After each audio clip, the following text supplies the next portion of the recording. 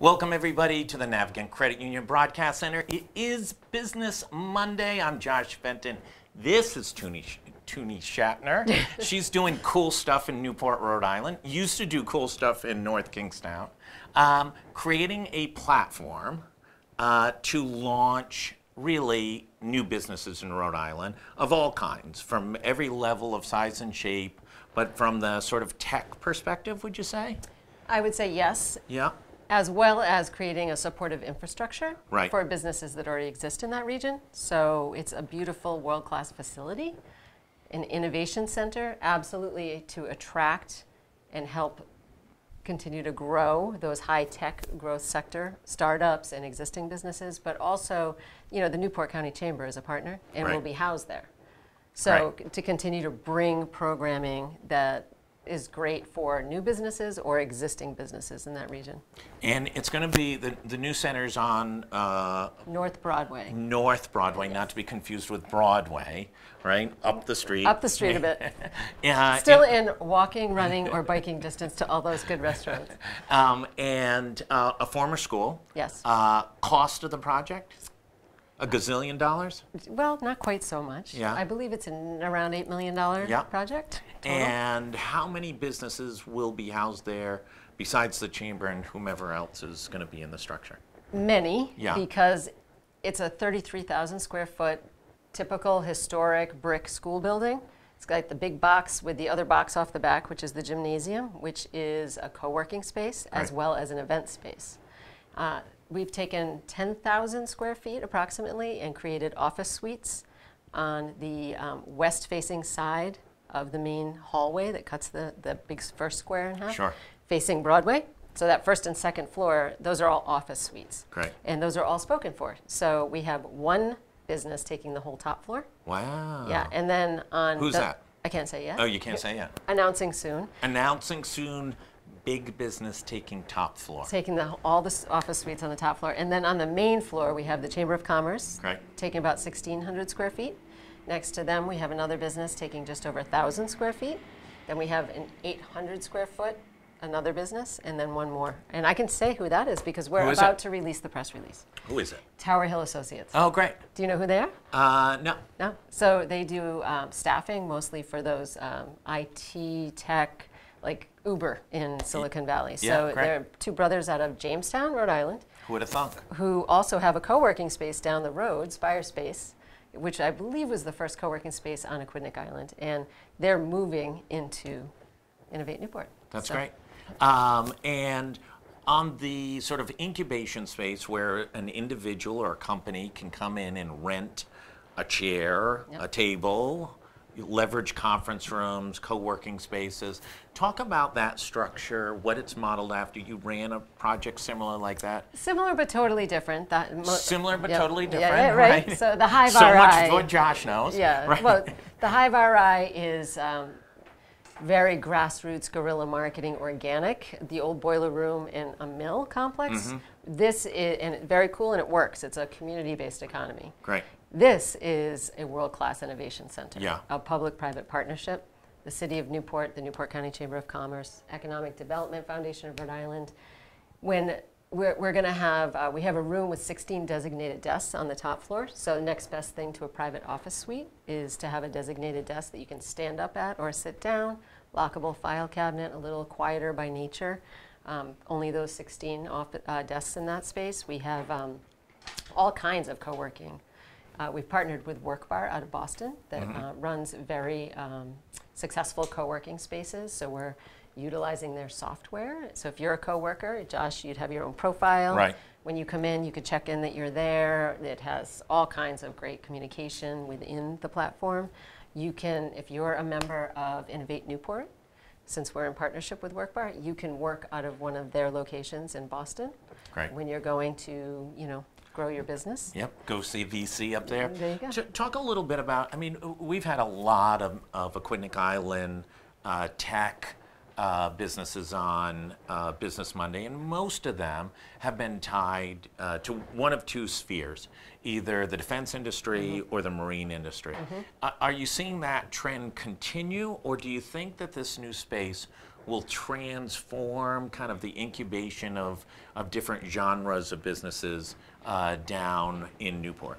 Yes. Yes, excellent. So the blue economy or the blue tech sector Right. is continuing to grow. Yeah. And that, everything from a colleague I brought with me who's an ocean farmer, right? He's in aquaculture. Right. So everything from apps that are being created for oyster farmers Yeah. to marine defense contractors. So yes to that. Yeah. So because of our our location, our partnership with Salve and URI as partner organizations, we just got this great guy, Toby Stapleton, Dr. Toby Stapleton from UMass Dartmouth Center of Innovation and Entrepreneurship. He just came over to Salve as the new head of continuing ed and graduate studies, part of the Blue Tech cluster. So Right. they're moving parts that are continuing to kind of create a node in that sector alone. And that, yes, more government contracts, that's growing. Sanidia, Southeastern New England Defense Industry Alliance, UTIC, Undersea Technology Innovation Consortium. I think I just said that wrong, but great programming. Close enough. Yeah, right. If you just keep going And fast, I should know that. I was at the Blue Innovation Symposium for 2 days. It's just an amazing emerging sector. And even though it's always been there, it's continuing to diversify and innovate and emerge, and we're a part of that. So we will definitely continue to play a role there, but this is one, I call it an important cog in the collective wheel. There are many initiatives going on in that region to continue to diversify and strengthen the economy there. So yes, I think to that, but yes to other growth sectors in cybersecurity and all kinds of technology. do you see there's such an arts community, and it's a commercial arts community down in Newport, not just painters and sculptors who have located there for any number Product of cultural designers reasons. and- yeah.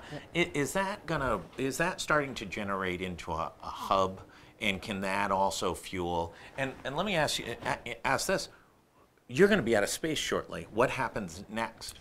Well, So answer the first one first, and the second one okay, second. so the arts community is awesome. I spoke Yeah. recently for the Arts and Cultural Alliance of Newport County, and it was a very robust group that comes there. And like you said, like they're all different kinds of Yeah, absolutely. artists represented there, and there is definitely that kind of tech design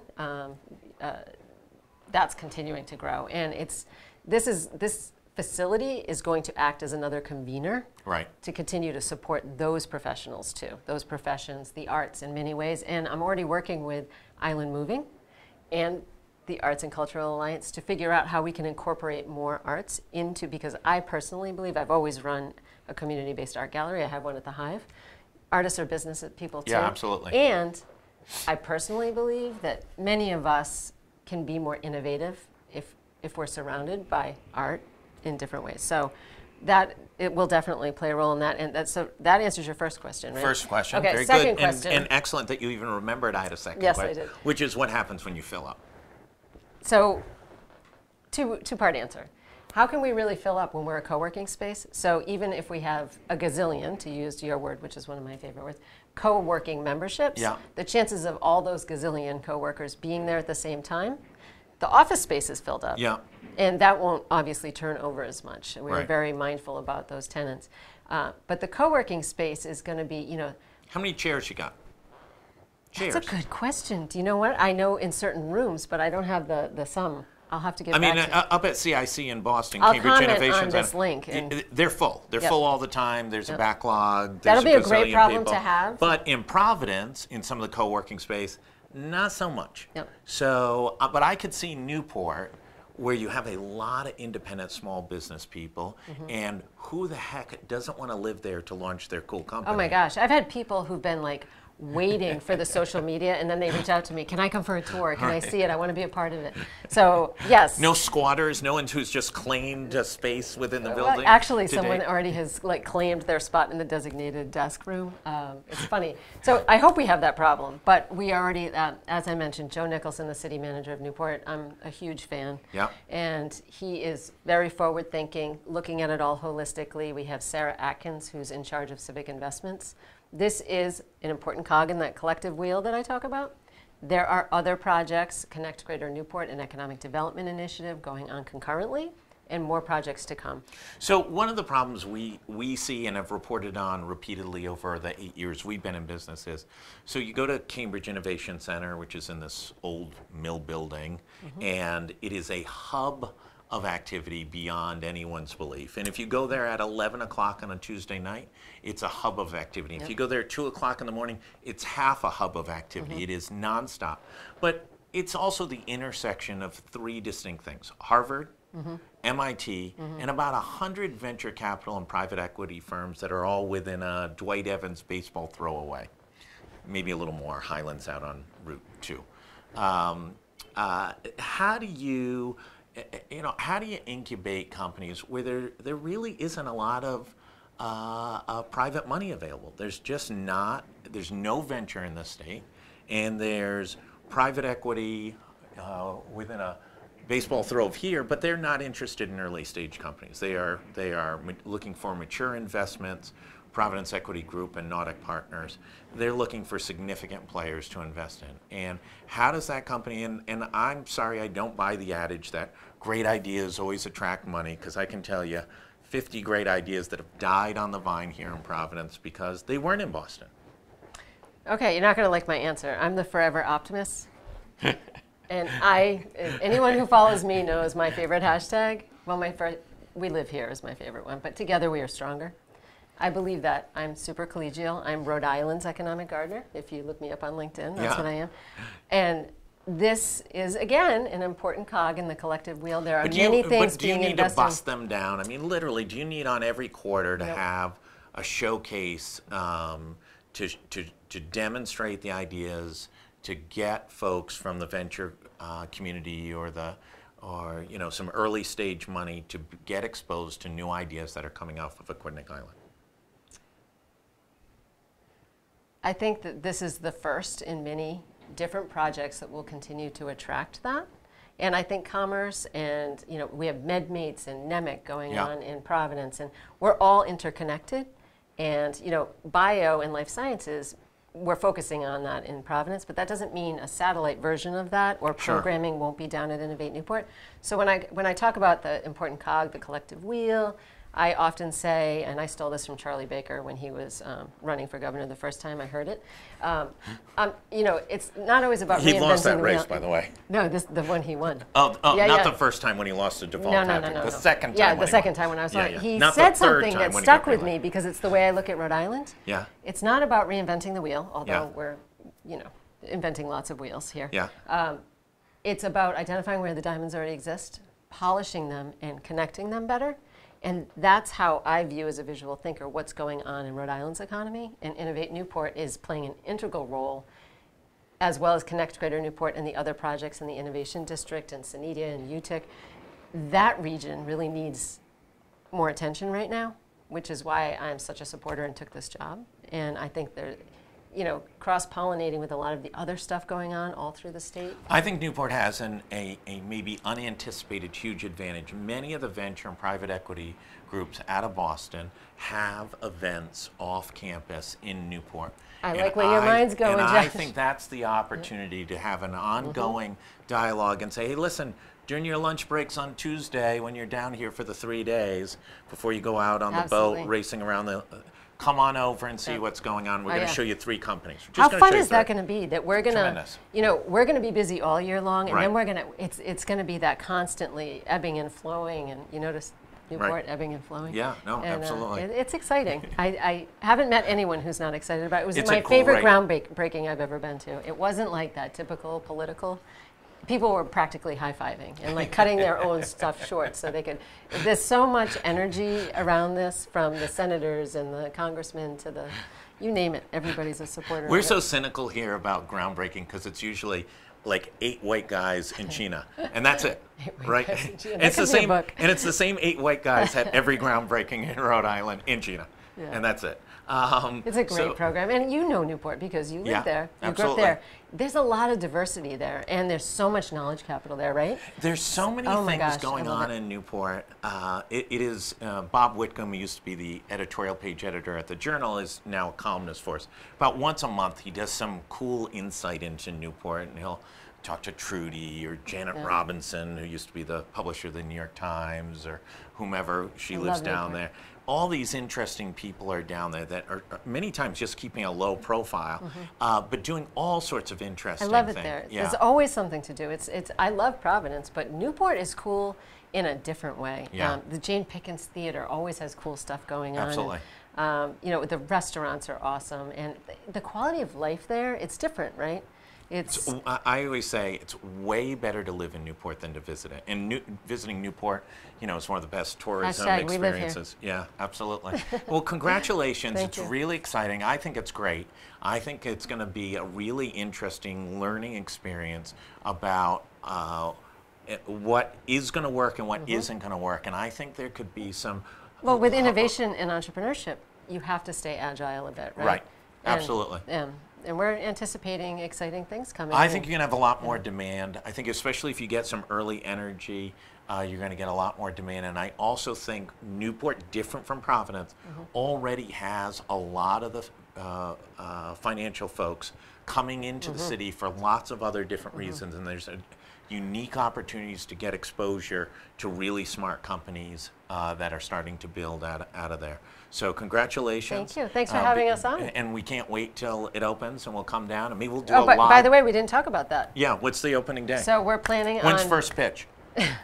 We're hoping February 15th, our tenants get moved in, Great. and then we're hoping by March 1st for the rest of the facility to be open. We have beautiful event space, meeting spaces that non-members or members can rent. So if it's March 1st, it has to be a good party, right? Right. If it's Newport and a kickoff, Newport. it's got to be a Yeah. really good party. So not planning the big kickoffs Yeah. until April because we do live here, right? Right, And right. I don't want the weather to, you know, we want to get up, but we'll have lots of stuff going on as we open. Great. And we'll invite you. Congratulations. Thank you. Thank you so much. Stay right here. We're going to be back in about 1 minute. Stay tuned. I want to thank Toonie for coming in all the way from Newport. Who leaves the island? And we're going to be right back in about 30 seconds. I'm Josh Fenton. We'll be right back at the Navigant Credit Union Broadcast Center.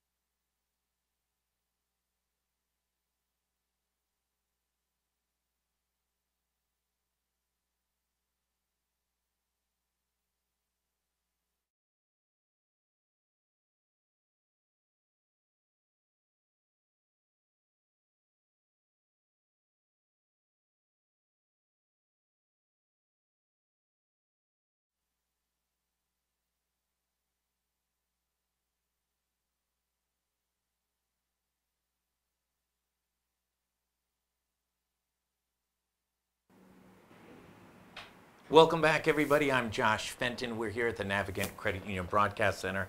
It is Business Monday. I want to thank Toonie for coming up from Newport, talking about the Innovation Center going on down there. Susan's here from the Walker School of Allied Health. You're an entrepreneur. You're launching a new business. I did. Tell us what you're doing. Thank you for having me. number Absolutely. one. I am Sue Von Villis, and I've opened up the Walker School of Allied Health, which is a nursing assistant training program. I'm located in Bristol on Metacom Avenue. My goal is to stop the need to have nursing assistants. We would like to train the employee, get the employee hired, train the student, get the student hired, and service the needs of those of the disabled and elderly in our communities. That's great. At the same breath, I am a American Heart Association certified CPR training center. Anyone from healthcare workers, restaurant workers, babysitters, you name it, you're welcome to come on in and get CPR certified yourself, because you never know when you need to know how to save a life.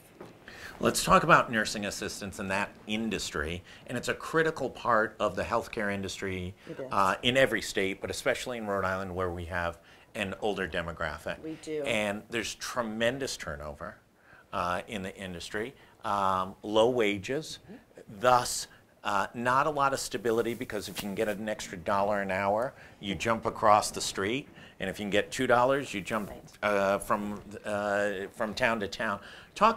Let's just talk about the problem. What's the flaws in? It's a major part of the healthcare system. Eyes and ears. Yeah. These nursing assistants, registered nurses. I've been a registered nurse for 25 years. So having said that, working in long-term care facilities, working in the community, working for schools, working in the insurance companies, Sure. wherever all we can go off and work, we are tethered to the desk, Right. if you will, where the nursing assistants are the eyes and the ears of the operation. They're making the machine go.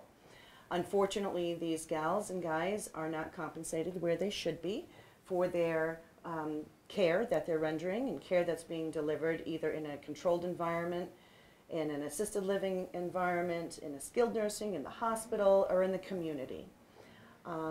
There's such a need for the staff out there. There's such a need for people to be educated and give it a chance and be able to come on out and take care of our elders and disabled in the communities. And I can't say it enough. It's a desperate need.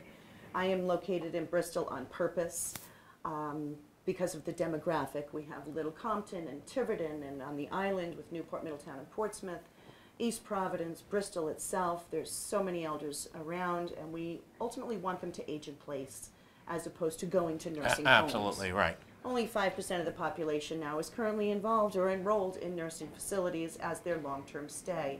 People deserve to be in their homes, and we need to have certified and licensed workers in order to keep them happy and healthy in their homes.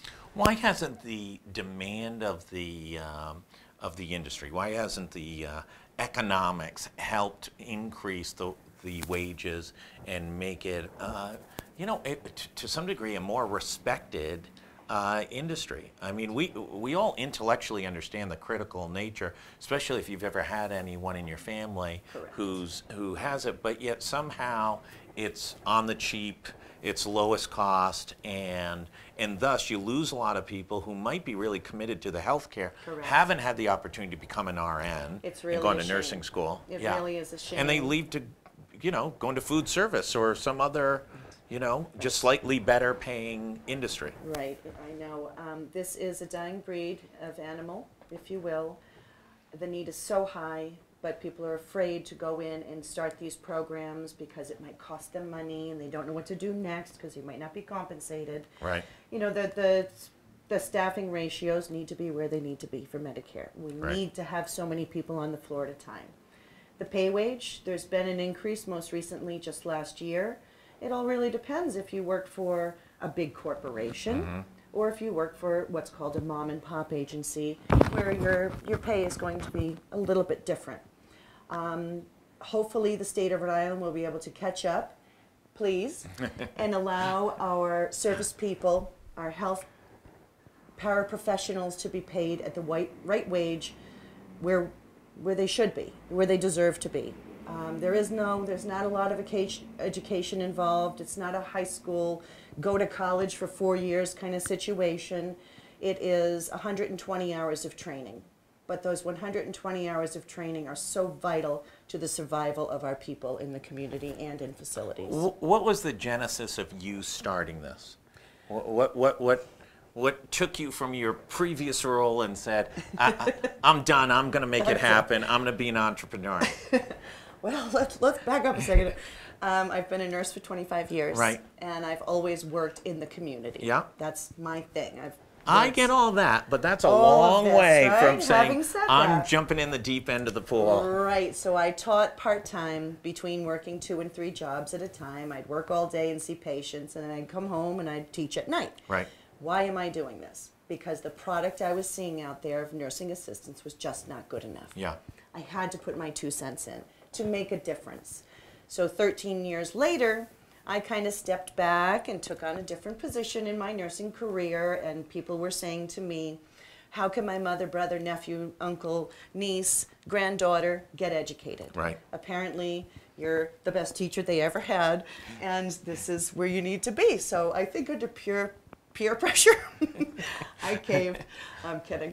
I happened to have a spill last winter and went down my back stairs, crutches for 5 weeks, had a little So bit of much time fun. on my hands Right. to decide what my next move was going to be. And after hearing people asking me over and over again, I started writing my business plan, and here we are. So I couldn't be happier. So any failure we can blame that when you fell, it was a head injury and nothing else. So, but let's talk about it. You know, it's such a different experience of running a business. Walk through, you know, these initial months and what the experience has been. What's been the good? What's been the bad and the ugly? The good is that, along with my nursing degree, I went to business school. Great. And I've got my baccalaureate in business, where I was able to know how to write a business plan, know how to approach for the Small Business Association to get my backing and do what I needed to do, but I didn't know how. Right. I knew the theory, the concept. Basically, I sat down and I just started calling people, and I started asking questions, and I started putting my nose in business where I Great. needed it to be. Having said that, I met some really great folks along the line. The biggest challenge, I think, through all of this was choosing the location of where the services needed to be delivered. There are 50 other training programs in this state that are licensed through the Department of Health. However, a majority of them are through nursing facilities. We've got a couple of private schools out there. We've got some Right. inactive programs out there. I wanted to be an ongoing, straightforward, rotating, offering classes for the community. So if I'm an entrepreneur at home, and I ask this functionally with almost everybody who's taken the leap of faith like you have and I have, what's been terrifying. what's one of the most difficult components to it? What's been the most, frustrating component to it? The most frustrating part of this is that whole rumor that nursing assistants don't get paid appropriately. Yeah. And why would somebody want to invest to go backwards is what people kind of think, but it's not. It's an investment in yourself. I'm promoting careers. I've made a lot of nurses in my day as well. Right. Not speaking over people at an educational level. Do where they're your not gonna grads do understand. better than X? I mean, is there your ability to help place them, that is. infrastructure It of your is. network, and that gives you the point of differentiation? The way I've got my program set up is they not only go through the training, they're exposed to multiple training sites during the program, of which 80 hours is classroom and 40 hours is in the community or in the nursing facility training. And I'm having these people, getting them hired directly from the chair That's in great. the classroom. And on the business side, if somebody was sitting at home and saying, "God, there's such a demand. I want to be like her," what would you say to them? Let's go. Yeah. I'm ready for you. Anything you need, I'm a lifetime referral. I am willing to go the extra step to make that happen for you, and we need you in our towns. We need you in our communities as certified nursing assistants, licensed through the Department of Health, State of Rhode Island, as a nursing assistant. Almost every small business that comes on here has had a somewhat level of frustration with red tape, the regulatory structures within either the local level or at the state level. And I think we're going to hit a major innovation period in regulation in which things really get much more simplified. And I give all due respect to the folks at the Department of Business Regulation who are really striving to improve a lot of the regulatory structures. But one time a woman who was head of it said, there's 27 licenses a restaurant needs to have. And she said, we're trying to simplify that onto one page online. And my view is, we all know what a restaurant is. Why do we need 27? Like, wouldn't Why there... is it so hard to obtain? Right. Wouldn't there just be one license that has 27 components, not 27 different licenses? What's been your experience, and what improvement do you think needs to take place? Having said that, going through, if you call red tape, Yeah. I think my strongest challenge was the town of which I'm located. There wasn't a checkbox for me. Yeah, right. As being an independent trade school. So that took a little bit of effort to get that rolling and get that going. I'm sure they were so flexible about it. It turned out great. You're not on this list. You can't have a business. Just a couple of months, we figured it out. It was no problem. Right. My next We're going to make you check off kennel and seafood importer. We'll figure it out later. That's right. I think my biggest challenge that I do have right now is once you're licensed through the Department of Health, you have to go up through 1 year of being in operation before you can reap the benefit, if you will. I would love to take on immediately the people from unemployment, people from Rhode Island Rewarding Works, Yeah. and be able to get these folks involved. People need jobs. I'm ready to take you on. That's right. However, I have to wait my tape, if Yeah. you will, that 1 year length of it in order to qualify for said program. So I think that that would be the biggest deficit that I do have now. That's is great. The wait and the hold. Well, listen, congratulations. Wildly exciting. You know, what makes Rhode Island go, more so than almost any other state in the country, is small businesses. There's 30,000 active small businesses. There's about 40,000 registered businesses, but there's about 30,000 small businesses in Rhode Island. And it's entrepreneurs like you, and then you add another person next year, and then 3 more the year after, and you start building scale. So congratulations on I am all blessed. the success. Stay in you. touch with us. Keep us up to date. Thank you, I I want to will. see that business application form there in your community. And if you know anybody who would like to be a certified nursing assistant, send them our way. Or if you need to be CPR certified, we've got you covered. That's great. Stay right here. Thank you. We're going to be back at the 4 o'clock hour. We'll have Gary Sass and Saul Kaplan. We'll be replaying the Patriots' blunder of the last play of the game. Actually, not. We are going to be talking about innovation in a big way coming up this afternoon, and some of the things that are going on. Uber's filing for an IPO, might buy Bird Scooter on the way in the last month of the year. But we'll have a rock and roll afternoon. Thanks everybody for tuning in. Thanks for our friends at Rhode Island Commerce, and we'll see you back at 4 o'clock.